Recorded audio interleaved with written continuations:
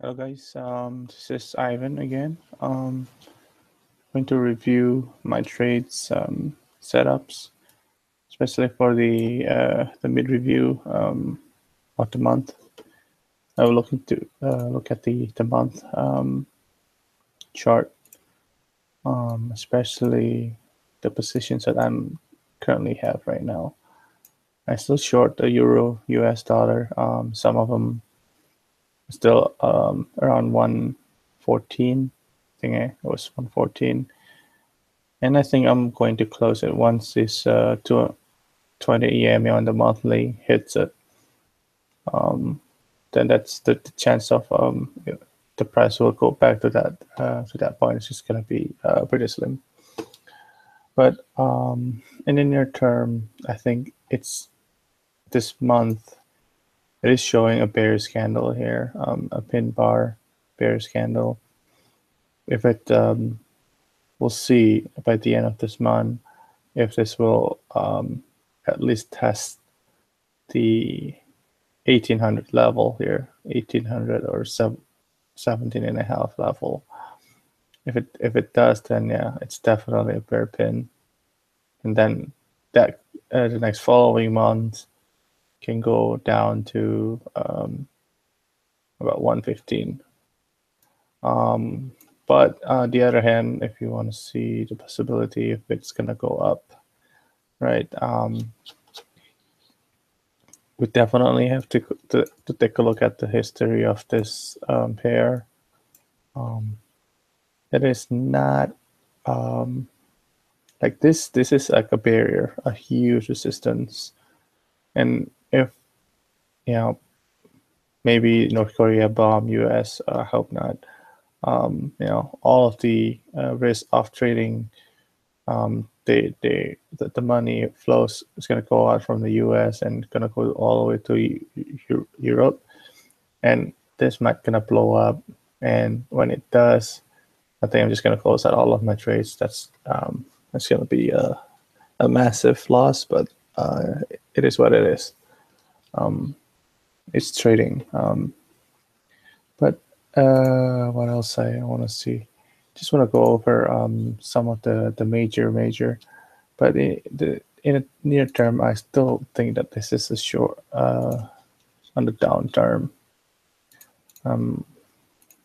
Looking at the daily, I mentioned that this is the 200 EMA, and it has been past about more than 100 days. It has not reached the EMA, 200 EMA. And if in the past,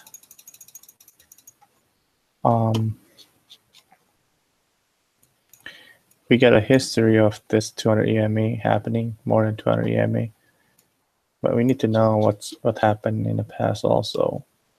So like in here, it happened also, but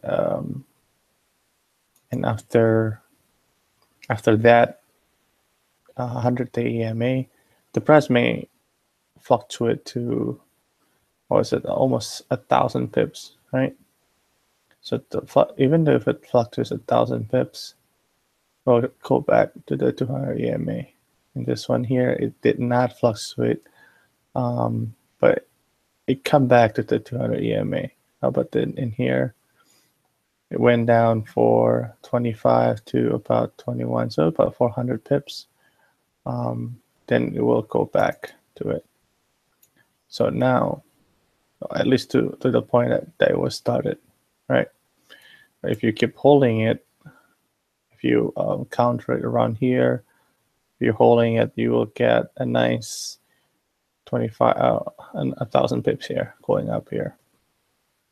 And if you think about this, look at all of these nice pips. Now, this is really important because this is an indicator that's pretty powerful if you look into a daily charts. So this one here, it happened in the past that it went past it, and then the price extended from 150 to 160. So that's like about 1,000 pips, right?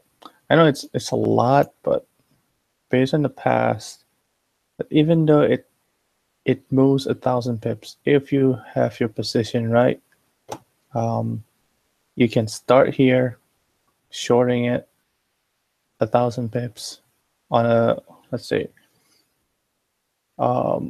if you start a micro lot here, right, 150, and one micro lot also in 155. I know it's 500 pips. It's $50, and then $50, right? Up to here, and then all the way to 160. So that's $100 for a micro lot. But if you think about this, if you start one micro lot here, one micro lot here, and one micro lot here, so in total, okay, you're risking $150 if it ever becomes a 1,000 pips. It happens in the past, and it might be happening again. 1 second here. Let me see. Yes, I got sound. Okay, let's see. I'll see. I think Aussie still, it might go up pretty high. It might be continuation on this rally on a daily, but we will see in the monthly, right? So where are we? We are in the upper channel of the Kellner channel, and it does have a pin bar here, a bearish pin bar. So, you know, in a few months, it could try to retest back to 77, but I think the data for the Australian, it's pretty good. It's you know, if there's a possibility to go down, I would start buying at 77, and then and I still think that there's a lot of room on the upside here. So trading opportunities, that's the one that we're looking at. So remember that I think if it does retest the 77 cents, right? Now we take a look at the weekly mispivots, or let's say here, see daily. Maybe if there is any daily pivot that has not been reached, it's probably the best bet for you to counter the trend. Okay, let's see. I think this one here it has not been touched. Or it did. Yeah, it did in there. But so we can key that as a level to start countering it. So 79 or 79 cents for 79.50 here, around here at this level. We will counter this downtrend. It's a high probability that you can get some pips out of that. And we're not gonna talk a lot of other pairs. Just gonna keep it on the major. Let's see here.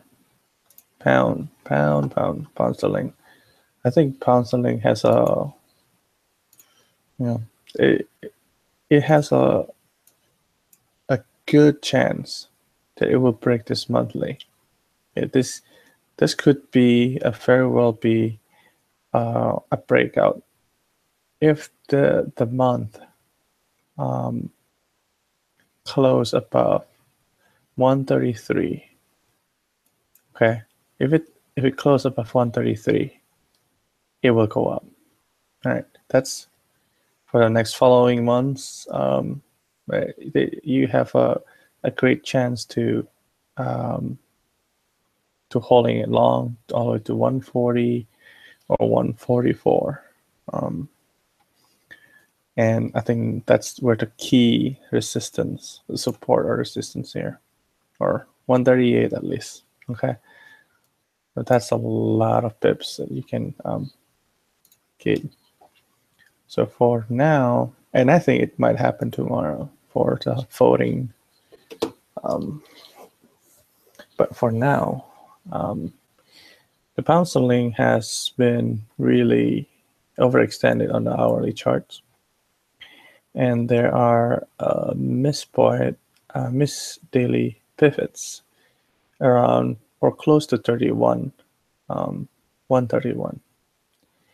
So based on my, I still like that the pound's gonna go up tomorrow with the election.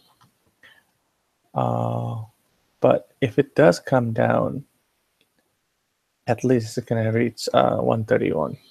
Okay, so it's up to you whether you want to take your position to go short or to go up. If it's gonna go up, probably now is a good time to buy. All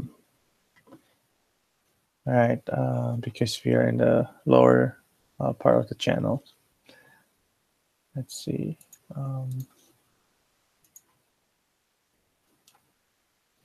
Next, Kiwi. I think Kiwi is. Let's take a look at the monthly. It is right on the EMA, and it is like ranging because the yields for the US has increased because the Fed's increasing the rates. So it when the Fed reduces its rates to zero, when was it? So back probably in the 2009, 2000, yeah.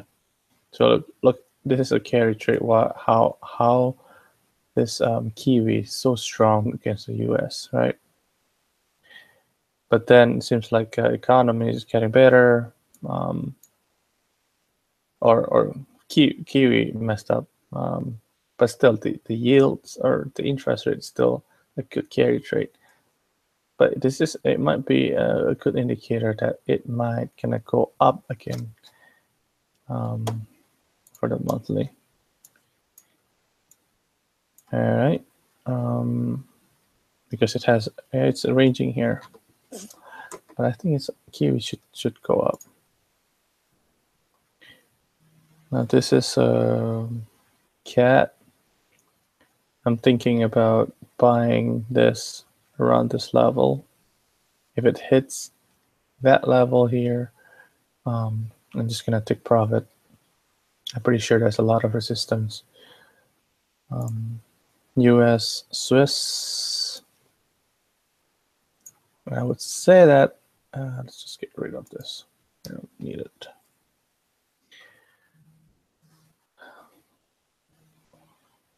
I think it's gonna go long, but although my friend said that for the US Swiss, it's always shorting it. But I don't know about this. This is like a good divergence, so this cup, the price significantly rebounded. Look at this. But we'll see. I think US Swiss has a lot on the upside. Now, take a look at the yen. Yen is right now is at the around the 20-month EM moving average price, which is a lot around 111. If North Korea do some playing with some missiles and hit the United States, and it could go down to all the way down to 101 or 102. So just I think if you want to try to counter it and believe that US will increase its interest rates, counter it in a 102, 104 price. I think I might also kind of go with that. So instead of limit, I go buy at 105. Just for kind of lay it out there. Just in case if the North Korea want some, they want to shoot some missiles. All right. Now let's take a look at the gold monthly. It does seems like it should go down to the EMA about $1,000 if we want to see it monthly. But yeah, that's just way. It's very long indication. Yeah, but I think in the short term, that was the top right there. Maybe not. If the North Korea start nuking or launching some missiles, and gold will shot high. All right, still anything else that I might have missed? Okay, well, if you have, I think it's all. That's all. If you have any questions, I'll be in my chat room. And if you like this video, subscribe, and you might hear from me sometimes again tomorrow or whenever I want to share my ideas. Thank you for listening. Have a good day. Bye.